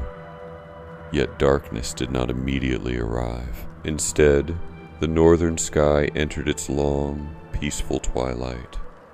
Soft lavender replaced bright blue. Gentle silver touched the water. The first evening star quietly appeared above the distant mountains. The village became wrapped in a silence that never felt empty. It was filled instead with breathing, with crackling hearth fires, with quiet conversations fading into thoughtful pauses, with the comforting certainty that everyone had safely returned home. As the last notes of the lyre slowly disappeared into the cool Scandinavian evening, lanterns began glowing warmly behind the open doorways of the longhouses. Their gentle light welcomed each family back inside, where softer voices, warm blankets, and peaceful rest were waiting. The long northern twilight had only just begun, and with it came one of the quietest, most beautiful hours of life beside the fjord. The evening settled so gently that it was difficult to notice exactly when daylight began to surrender itself to twilight. The sun had already disappeared beyond the western hills, yet the sky refused to grow dark. Instead, a soft ribbon of amber lingered above the horizon, slowly blending into shades of lavender, pale blue, and silvery gray. The calm fjord reflected every changing color with quiet patience, as though it wished to preserve the beauty of the day for just a little longer. This was one of the quiet gifts of a northern summer. The light never seemed eager to leave. It simply softened, minute by minute, breath by breath. The village welcomed these long evenings with familiar comfort. No one rushed indoors. The remaining light still offered enough warmth for one final walk before night. A narrow footpath wound gently between the longhouses, leading toward a grassy rise overlooking the water. Along that path, several villagers wandered at an easy pace, enjoying the cool air that now carried the freshness of the sea mixed with the faint sweetness of blooming meadow flowers. Tiny white blossoms nodded gently whenever the breeze passed through them. Bees had already returned to their hives. Only a few quiet moths now floated lazily above the grass. The day's busiest voices had gradually disappeared. Even the children, whose laughter had filled the village only an hour before, now spoke more softly. Some had already grown sleepy after a day spent beside the water. One little boy walked hand in hand with his mother, carefully carrying the smooth shell his grandfather had admired earlier that evening. Every few moments he held it against his ear. Whether he truly heard the sea within it hardly mattered. The simple ritual filled him with quiet wonder. His mother smiled without interrupting his imagination. Some discoveries were meant to remain mysterious. Near the shoreline, several fishermen returned one final time to inspect their boats before the night. The vessels rested safely upon rounded wooden rollers above the tide, protected from drifting waves should the wind rise before morning. One man quietly tightened a leather fastening around an oarlock. Another adjusted the heavy rope securing the bow. A third carefully covered a bundle of repaired nets with a thick wool cloth to protect them from the cool evening dew. These were not difficult tasks, yet completing them tonight meant tomorrow could begin peacefully. Preparation always rewarded patience. One elderly fisherman paused for a long moment before stepping away from his boat. He rested one weathered hand upon the smooth wooden hull. The timber felt cool beneath his fingers. He remembered building much of the vessel himself nearly 20 years earlier with the help of his brothers. Some of those brothers had long since passed away, yet their craftsmanship still crossed the water each morning. The old man smiled quietly. Well-built things often carried memories as faithfully as they carried people. Farther along the shore, several seabirds floated effortlessly upon the nearly motionless water. Earlier they had searched tirelessly for fish. Now they simply drifted. Occasionally one tucked its head beneath a wing. Another glided silently across the mirrored surface before settling again among its companions. Even the birds understood the gentle rhythm of ending a day. The breeze shifted slightly. Its cooler touch carried the unmistakable scent of salt water mixed with damp stone and fresh seaweed left behind by the falling tide. Somewhere beyond the village, waves met distant cliffs with slow, steady breaths that barely reached the shore. It was not silence, but something softer, nature whispering instead of speaking. Within the longhouses, evening chores continued at an unhurried pace. One woman folded freshly washed linen cloth beside the hearth. Another carefully hung bundles of drying herbs from sturdy roof beams where warm smoke would help preserve their fragrance through the coming seasons. The herbs released delicate scents whenever touched: yarrow, thyme, wild mint, angelica. Their pleasant aroma mingled gently with wood smoke drifting upward through the roof opening. Nearby, an elderly grandmother slowly combed freshly spun wool before placing it into woven baskets. The fibers caught the firelight like strands of pale silver. Each handful represented future clothing, future blankets, future warmth during winter nights that still seemed unimaginably distant beneath the endless light of summer. Across the room, a young father quietly sharpened a small carving knife using a smooth whetstone. Rather than rushing the blade back and forth, he allowed slow, even strokes to restore its edge. Steel met stone with a soft whisper. Again and again. The sound became almost rhythmic, almost musical. His little daughter watched from nearby. Eventually, he handed her a tiny scrap of wood. Together, they carved nothing more complicated than a small bird. Its shape remained imperfect. One wing slightly larger than the other, the beak a little uneven. The father smiled. "So are the birds outside," he whispered. The child laughed softly. Imperfection often carried its own quiet beauty. Outside, sheep gradually gathered closer together upon the hillside. The lambs that had spent the afternoon exploring now rested comfortably beside their mothers. A shepherd slowly counted them without speaking aloud. His eyes moved calmly across the flock. Every familiar face appeared exactly where it belonged. Satisfied, he leaned upon his wooden staff and looked toward the glowing horizon. He had witnessed hundreds of sunsets, yet none were truly identical.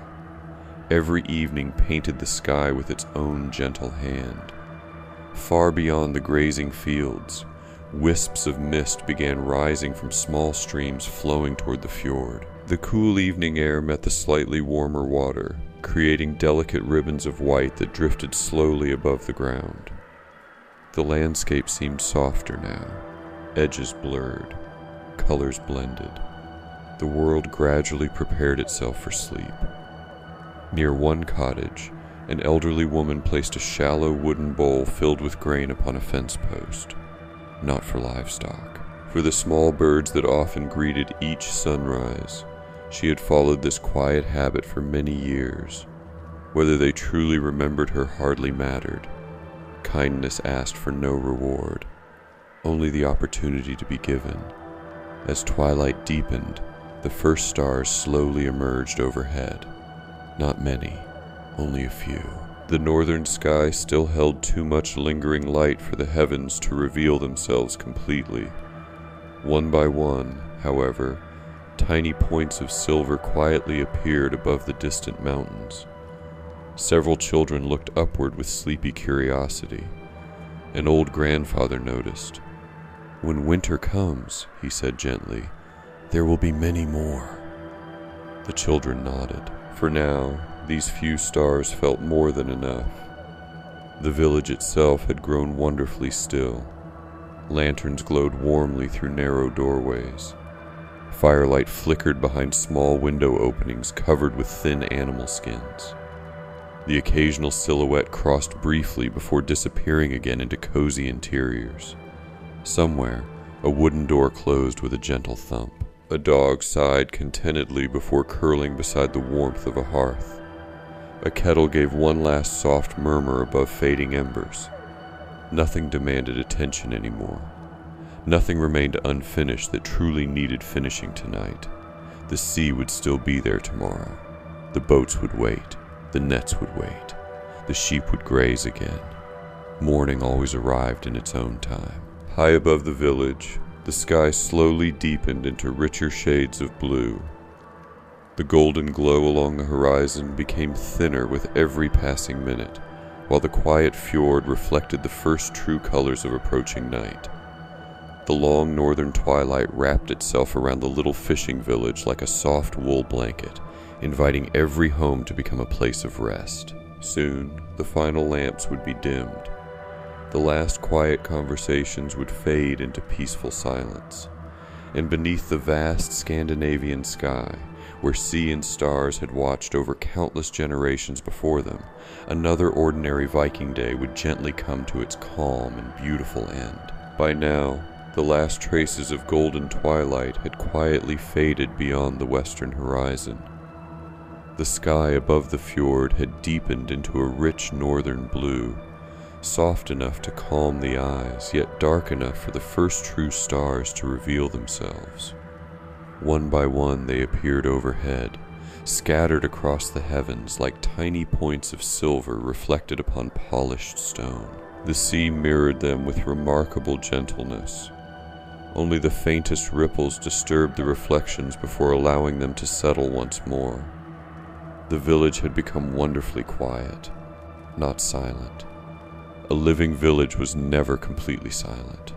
Instead, it breathed softly, like someone already drifting toward peaceful sleep.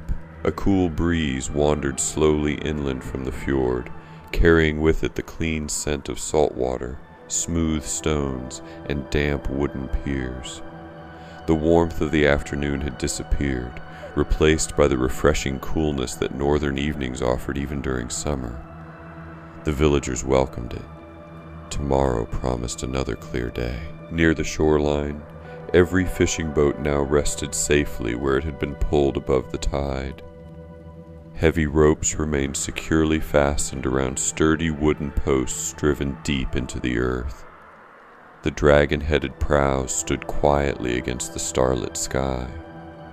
Earlier they had carried fishermen across calm waters. Tonight they simply watched over the sleeping harbor. Their work, too, had ended. Several lanterns still glowed beside the landing place. Their small flames flickered gently whenever the breeze passed, casting long shadows across the weathered planks of the docks. A single fisherman approached, carrying nothing more than a folded wool cloak over one shoulder. He paused beside his boat, not because another task remained, only because old habits often ended the day this way. His hand rested briefly upon the smooth timber. He looked toward the open water. Far across the fjord, another tiny lantern answered from a distant settlement, a quiet reminder that other families also prepared for sleep beneath the same northern sky. Satisfied, he turned toward home. The lantern behind him continued burning for a little while longer. Within the village, the sounds of evening had grown wonderfully small. A wooden gate closed with a gentle creak. Somewhere nearby, a goat shifted comfortably inside its shelter. A sleepy chicken settled higher upon its perch. The faint rustle of sheep moving through dry grass drifted down from the hillside. Nothing hurried, nothing startled. Everything belonged exactly where it should. Inside one longhouse, the central fire had burned lower. Earlier, bright flames had danced cheerfully beneath the cooking pot. Now only glowing embers remained, their soft orange light spread across the room like the last warm memory of daylight. Occasionally, a small piece of oak settled deeper into the ashes, a quiet crack, a brief shower of tiny sparks, then stillness again. The warmth of the hearth lingered comfortably throughout the room. The family gathered nearby without speaking very much. There was little need. Some moments became richer through shared silence. The youngest child had already fallen asleep against her mother's shoulder. A small wool blanket rested gently around her tiny feet. Her breathing had become wonderfully slow, steady, peaceful. Her older brother carefully carved one final line into the little wooden bird he had begun earlier beside his father. The carving remained simple, its wings uneven, its body slightly rounded, yet somehow it looked ready to fly. His father smiled quietly. "It will always remember tonight," he whispered. The boy nodded as though the little bird might truly carry memories inside the grain of its wood. Perhaps, in its own quiet way, it would. Across the room, the grandmother folded another completed length of spun wool before placing it carefully into a cedar chest. Its pleasant scent mixed gently with dried herbs hanging from the rafters above. Lavender, wild thyme, yarrow, smoke, warm timber. These familiar fragrances had surrounded generations before them. They offered comfort simply by being familiar. Near the doorway, a leather water bucket had been filled for morning. Fishing knives rested neatly beside repaired nets. Boots stood drying where they would be easy to find before sunrise. Preparation always made tomorrow gentler. Outside, clouds drifted slowly across part of the night sky. For a few quiet moments, they covered many of the stars. Then the breeze carried them onward once more. The constellations returned as though they had never left. The sea continued reflecting them faithfully. Far above the cliffs, a quiet owl glided almost soundlessly between tall pine trees. Its pale wings caught a little starlight before disappearing into darkness once again. Somewhere deeper within the forest, another owl answered with a gentle call. No alarm, only recognition. The woods themselves were preparing for another peaceful night. Not far from the village, a narrow stream continued flowing toward the fjord exactly as it had during daylight. Moonlight now rested upon its moving surface, turning every small ripple into soft silver. The little wooden boats the children had played with earlier were gone, carefully carried home before supper.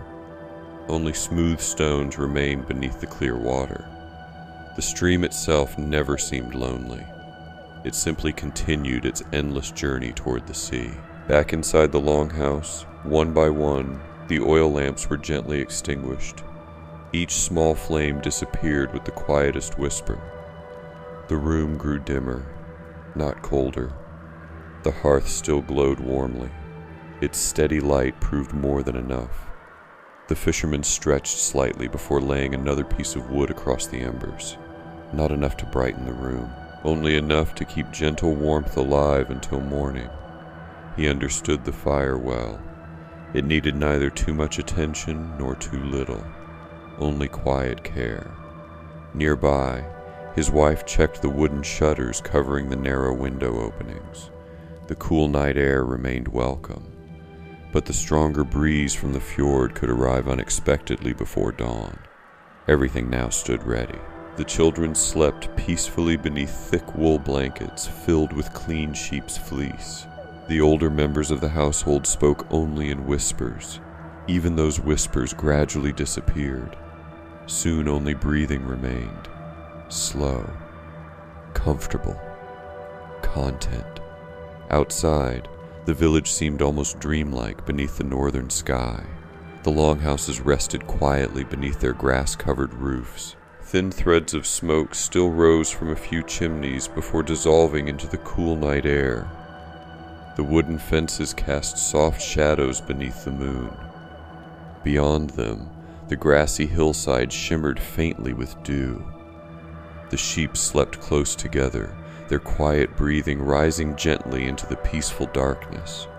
The fjord stretched endlessly before them, calm as polished glass. Its waters had carried fishermen, traders, families, stories, and seasons beyond counting. Tonight, however, it carried only reflections, stars above, stars below, and between them, a sleeping village held safely within the embrace of the northern night. The world seemed neither large nor small, only peaceful, only patient, only still. Tomorrow, the first pale light would once again touch the distant mountains. The boats would return to the water. The bread ovens would grow warm. Children would laugh beside the shoreline. The familiar rhythm would begin again, but not yet.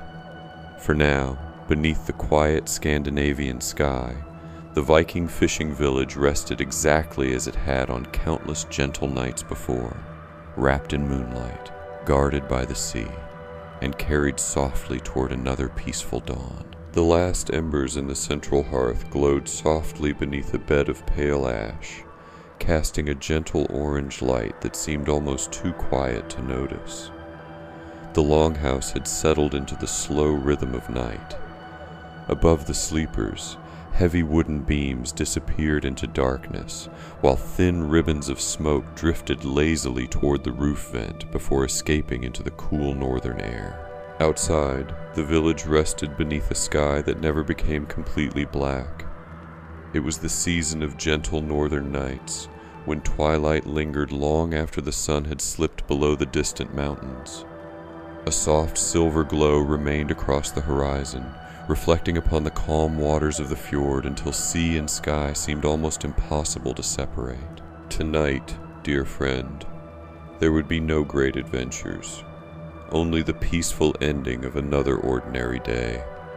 That ordinary day, repeated hundreds of times across countless summers, quietly became the foundation upon which an entire Viking community lived. Inside the longhouse, every family member had found a familiar place to sleep. The youngest children rested closest to their mothers, wrapped beneath thick wool blankets whose rough texture had become wonderfully comforting after years of use. One little boy still clutched a tiny carving of a seabird that his grandfather had shaped during the previous winter, its smooth wooden surface polished by countless small hands. Nearby, an elderly woman slowly adjusted a folded sheepskin beneath her head. She had watched more northern summers than anyone else in the house.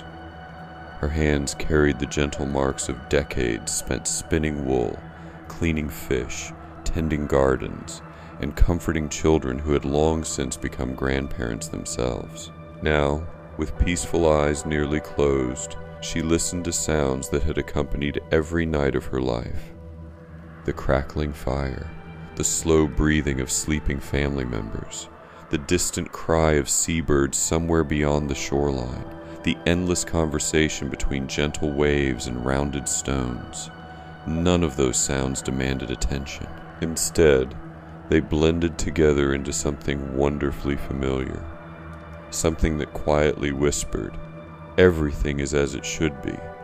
A soft breeze drifted through the smoke opening high above, carrying with it the cool scent of salt water mixed with distant pine forests climbing the surrounding hills. Even inside the shelter of thick timber walls, nature never felt completely separate. The sea remained close, always close. It provided food. It offered travel. Sometimes it brought strangers, sometimes storms. Yet tonight it simply breathed peacefully beneath the fading sky. Not far from the hearth, the family's fishing nets rested neatly, folded after another careful day of repairs. Tomorrow they would once again be carried toward the boats before sunrise. No one spoke about that work tonight. There was no need. The rhythm of village life required very few reminders. Each season quietly taught everyone what tomorrow would bring. Children learned by watching. Parents learned by doing. grandparents remembered by reflecting. Generation after generation, the village itself became the teacher. Outside, several sheep had settled together inside a small wooden enclosure beside the pasture. Their warm bodies rested closely together against the cool night air. Nearby, 2 goats shifted quietly before becoming still once again. Even the village animals understood these peaceful hours. There was nothing left to hurry toward, no fields needing attention, no fish to clean, no timber to split, only rest. Farther along the shoreline, the fishing boats remained safely pulled above the gentle tide. Their curved wooden hulls cast long shadows beneath the lingering northern twilight. Each boat bore tiny differences created by the hands that had shaped it. One carried a slightly taller prow.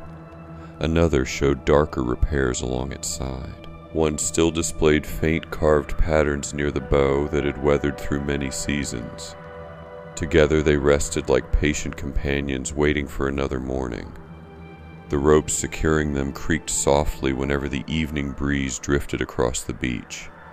Those small sounds barely disturbed the silence. Instead, they became another peaceful note within the village's nightly music. High above the fjord, clouds slowly drifted eastward. They reflected pale lavender, silver, and hints of fading gold. The mountains surrounding the water stood perfectly still, their dark outlines guarding both village and sea. Long before written maps reached these northern shores, those mountains had guided fishermen home. They asked for nothing. They simply remained, steady, reliable, silent. Back inside the longhouse, the warmth from the fire slowly settled into the wooden walls. Oak benches, storage chests, handmade stools, shelves lined with simple clay vessels. Everything carried signs of careful use rather than decoration. Beauty existed here through usefulness. A spoon carved smoothly enough to fit comfortably inside one's hand. A woven basket strong enough to last many harvests. A wool blanket carefully repaired instead of discarded. Every object quietly reflected patience. That patience shaped nearly every part of Viking daily life. Nothing valuable appeared overnight. A fishing boat required weeks of work. A wool cloak demanded countless hours of spinning, weaving, and sewing. Even preserving enough food for winter depended upon many peaceful days of steady effort. Perhaps that rhythm explains why the village itself never seemed hurried. Each accomplishment arrived slowly, just as every sunrise arrived slowly across the fjord. Near one wall, several dried herbs hung upside down from wooden pegs: juniper, yarrow, angelica. Their gentle fragrances blended with smoke and seasoned timber, creating an aroma unique to northern homes. Visitors would have noticed it immediately. The villagers themselves hardly noticed anymore. Some comforts become invisible simply because they never disappear. Outside, a solitary seabird crossed the quiet sky before disappearing toward distant cliffs where thousands of others nested. Its wings barely disturbed the calm air. Below, tiny ripples spread gently across the fjord as a fish briefly surfaced before vanishing again beneath dark water. Life continued. Even while nearly everyone slept. Along the edge of the forest, a fox cautiously stepped between patches of tall grass, pausing often to listen before continuing into deeper shadows. Far overhead, a pair of ravens rested silently upon weathered branches overlooking the bay. Night belonged to different creatures now. The village willingly shared those quiet hours. Inside the longhouse, breathing had become slower, deeper, more peaceful. Children dreamed without knowing exactly what tomorrow might bring. Perhaps another fishing trip. Perhaps collecting berries. Perhaps helping mend another net. Whatever awaited them would simply become another ordinary memory. Ordinary memories often become the strongest foundations of a life. Few people remember every celebration, yet many remember familiar kitchens, gentle evenings, comfortable silence, the smell of bread, the warmth of home. Those quiet moments become invisible treasures. The people sleeping here could not possibly know that more than 1,000 years later, someone far across another ocean might gently imagine this peaceful evening before drifting toward sleep. History often preserves battles, kings, explorers, great victories. Yet perhaps the greatest achievement of this little fishing village was something much quieter. Families loved one another, neighbors helped one another, children grew safely, meals were shared, work was meaningful, rest was respected, life continued. As the last glow faded from the western horizon, the sky deepened into soft shades of blue-gray, scattered with the first patient stars. Their reflections shimmered gently upon the perfectly calm fjord. The mountains watched silently. The boats waited peacefully. The nets rested. The hearth glowed faintly. And within the shelter of weathered timber walls, an ordinary Viking family slept beneath the endless northern sky. Tonight, dear friend, our own quiet journey also reaches its gentle end. Together we walked the shoreline before sunrise. We prepared the boats. We cast the nets into calm northern waters. We shared simple meals beside warm fires. We watched children laugh along quiet beaches. We traded with familiar neighbors. We listened to stories beneath golden evening light. And finally, we rested where generations of ordinary people once closed their eyes after another peaceful day beside the fjord. May the calm rhythm of their lives remain with you. May the gentle waves continue their endless song in your imagination. May the northern breeze carry away every remaining worry. And as the stars slowly brighten above that quiet Viking village, may sleep find you as gently as it found them. Safe, warm, peaceful, and deeply at home beneath the moonlit sky. End of project. The slow life inside a Viking fishing village.